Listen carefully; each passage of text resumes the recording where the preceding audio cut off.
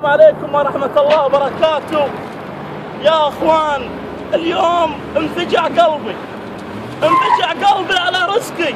تدرون ليش؟ ل10 سنوات او اكثر من 10 سنوات وانا اترزق الله عند المزارع، داخل النخيل عند المزارع اترزق الله، ابعد عن الطرق. بسطني بالحواري قال ترى ممنوع، بسطني قال لي ممنوع على عيني وعلى راسي، اشياء ممنوعه. جيت في وسط القرى داخل المزارع وعند المزارع. الان يا جماعه الخير جاتني البلديه وعطتني انذار البلديه، قالت لي لا تبسط. قلت لهم انتاجات موسميه حسويه ما يشيلونها يا طويل العمر، شيء يخص البلد ما يشيلونه لأنه إنتاج موسمي، وقت الموسم موسم. الحين يا جماعة الخير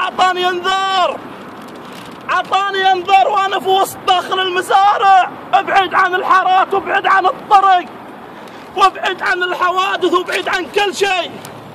الحين عطاني انذار اشيل اغراضي، انا اترزق الله، ابي اكل عيالي، هذه وظيفتي، هذا رزقي، عمري كله قاعد ابني حياتي من النعمه هذه، جالس اترزق الله.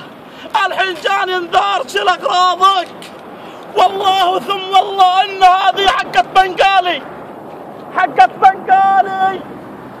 والشارع كله بنقاليين ولا عندهم اقامه مزارعيه، اكثرهم اقامه سواق وبناي.